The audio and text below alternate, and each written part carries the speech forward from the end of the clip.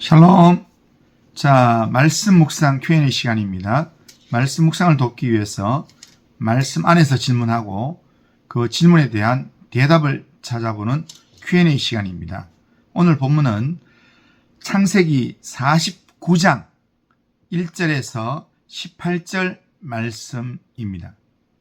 자, 첫 번째 질문은 1절에서 야곱이 죽음 직전에 아들들을 불러 모은 이유가 무엇인가? 라는 질문입니다. 1절에서 야곱이 죽음을 앞두고 아들들을 불러 모은 이유는 그의 자녀들에게 후에 당할 일을 알리기 위함입니다. 개혁주의 신학 관점에서 그리고 성경적 문맥에서 그 의미를 한번 생각해 보면, 첫째는 예언적 축복과 유언의 선포라는 의미에서 불러 모았습니다. 야곱은 단순히 아버지로서의 작별 인사를 나누는 것을 넘어서 하나님의 감동을 받아 각 아들들에게 장차 임하게 될 미래를 예언하는 선지자적 사명을 수행하고 있습니다. 여기서 후일에 당할 일이란 단순히 가까운 미래만을 의미하지 않으면서 이스라엘 12지파가 역사 속에서 겪게 될 운명과 하나님의 경륜을 포함하는 그런 내용입니다. 그리고 두 번째, 언약의 계승과 확정이라는 의미에서 야곱이 불러 모았습니다. 아브라함과 이삭을 거쳐서 야곱에게 이어진 하나님의 언약이 이제 12아들, 다시 말하면 이스라엘 12지파로 이어질 12아들을 통해서 민족으로 확장되고 있음을 공포하는 자리입니다. 야곱은 아들들을 모아놓음으로써 하나님께서 각 아들들에게 부여하신 소명과 역할을 확인시키고 그들이 언약 공동체로서 결속되기를 바라는 마음을 담고 있습니다. 그리고 불러 모은 세 번째 이유는 하나님의 주권적 섭리에 대한 고백을 하는 내용입니다. 야곱의 유언은 단순히 인간적인 평가가 아니라 각 아들의 성품과 삶을 기초로 하되 그 위에 하나님의 주권적 섭리가 어떻게 작용하는지를 보여줍니다. 시몬과 레위의 잔인함, 루벤의 방종 등을 지적하면서 인간의 죄성을 드러냅니다. 그럼에도 불구하고 그들을 이스라엘 지파로 세우시는 하나님의 구원 역사를 또한 바라보게 합니다. 특별히 유다에게 주신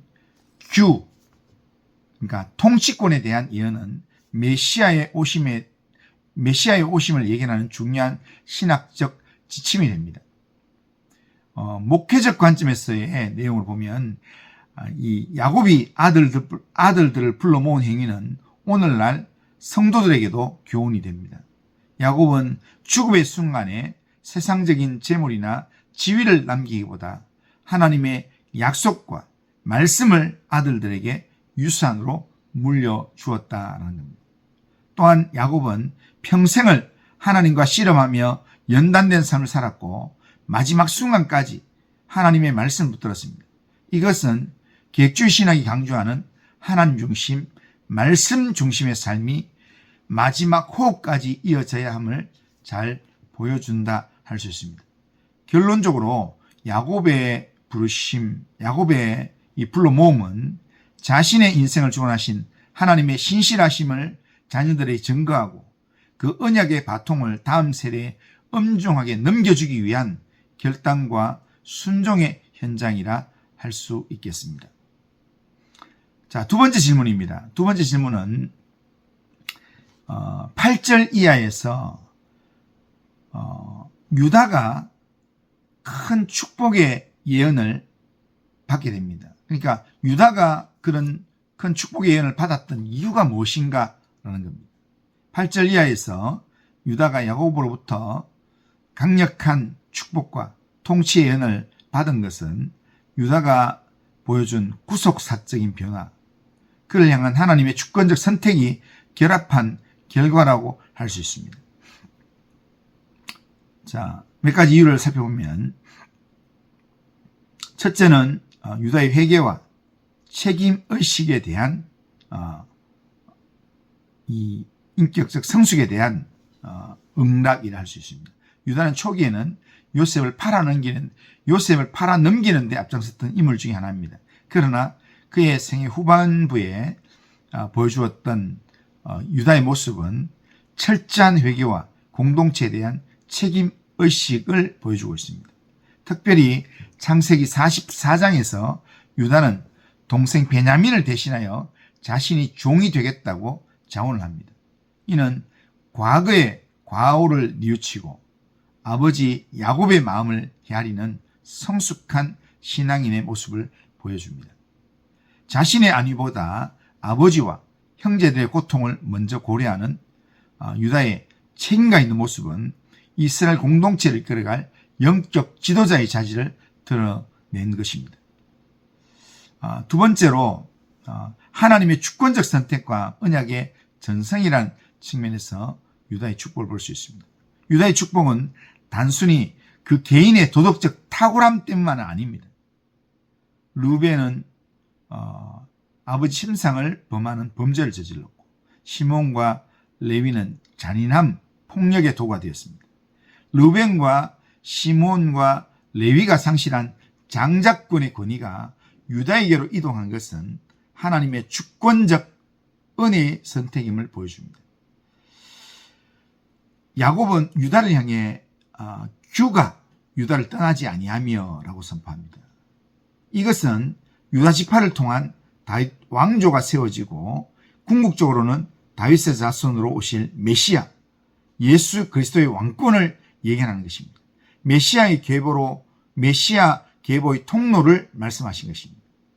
유다를 향한 하나님의 이러한 선택은 하나님께서 죄인인 인간을 어떻게 구속사의 주역으로 빚어가시는지를 잘 보여주는 구속사적인 사건이라 할 수 있습니다.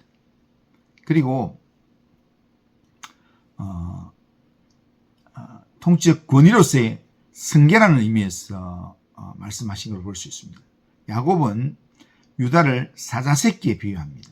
이는 유다가 가진 담대함과 위엄 그리고 적들을 굴복시키는 힘을 상징합니다. 시편과 선지서에서 유다 지파는 이스라엘의 통치권을 상징하는 지파로 자리 잡습니다. 야곱이 유다에게 부여한 이 축복은 유다가 이스라엘의 영적 정치적 구심점이 될 것을 예언하는 것이며 그리스도의 통치를 향하게 하는 내용입니다. 개혁주의 신학은 인간의 전적인 타락과 하나님의 절대 주권을 강조합니다. 유다가 축복을 받은 것은 그가 완벽해서가 아니라 하나님께서 그를 구원사역의 중심 도구로 사용하시기로 작정하셨고 또 그 은혜 안에서 유다를 점진적으로 성화시켜 갔기 때문입니다. 유다의 축복은 죄인인 인간이 하나님의 은혜 안에서 어떻게 변화되고 그 삶이 하나님의 거대한 구원 계획인 메시아 사역의 통로가 되는가, 이것을 보여주는 중요한 신학적 증거입니다. 유다는 실패했지만 하나님의 주권적인 은혜로 회복이 되었고 그를 통해 구원의 왕권이 이어지게 된 사건이라 할 수 있습니다. 자, 세 번째 질문입니다. 오늘 세 번째 질문은 이 내일 본문과 연결되는 그런 내용인데 18절에서 단을 위한 내용 중에 야곱이 나는 주의 구원을 기다리나이다 라고 한 이유가 무엇인가 하는 겁니다. 18절에 여호와여 나는 주의 구원을 기다리나이다. 이 야곱의 고백은 짧지만 매우 신학적 의미를 담고 있습니다. 단지파에 대한 예언을 하던 중 갑자기 나온 이 고백의 의미를 살펴보면 연약한 인간의 한계에 대한 자각의 고백이라 할 수 있습니다. 야곱은 단지파에 대해서 이야기하면서 길섭의 뱀이다, 새끼의 독사다 와 같은 표현을 쓰면서 예언합니다. 이것은 단지파가 강교하고 기습적인 방식으로 적을 제압할 것임을 의미하는데 인간적인 지혜와 강교함으로는 결코 진정한 승리를 얻을 수 없음을 야곱은 본능적으로 느꼈을 것입니다. 자신의 아들조차 결함이 많고 죄악된 본성을 가지고 있음을 목도한 야곱은 인간의 노력이나 지략이 아닌 오직 하나님의 구원만이 유일한 소망임을 깨닫고 자신의 연약함을 하나님께 고백한 것입니다. 두 번째로 구속사의 정점인 메시아에 대한 갈망입니다. 개혁주의 신학에서 이 구절은 메시아 대망 사상의 핵심을 보여주는 구절이라 할 수 있습니다. 야곱은 10절에서 유다를 통해 오실 통치자를 예언했습니다. 18절의 고백은 단 지파의 미래뿐 아니라 이스라엘 전체의 운명을 메시아의 구원사역과 연결짓는 신앙적 결단입니다. 야곱은 죽음의 문턱에서 단순히 아들들의 운명을 점치는 것을 넘어서 인류를 죄와 사망의 권세, 뱀의 형상으로 비유되는 사탄의 세력에서 건져내실 궁극적인 구원자 예수 그리스도를 간절히 기다리고 있는 것입니다. 하나님 중심의 신앙 고백이라 할 수 있습니다. 야곱의 삶은 하나님과 씨름하면서 자신의 자아를 굴복시키고 하나님의 주권을 인정하게 가는 과정이었습니다. 야곱은 자신의 아들들이 강성해지는 것, 그것도 중요하지만 그 모든 과정이 하나님의 구원 안에 있을 때만 의미가 있다는 것, 그것을 알고 있었습니다. 그러기에 이 고백은 육신의 생명이 끝나는 순간에도 자신의 구원이 오직 하나님께로부터 온다라는 사실을 재확인하면서 언약의 하나님을 향한 신뢰를 끝까지 붙들고 있음을 보여줍니다. 목회적 관점에서 우리가 이 구절을 보면 이 구절은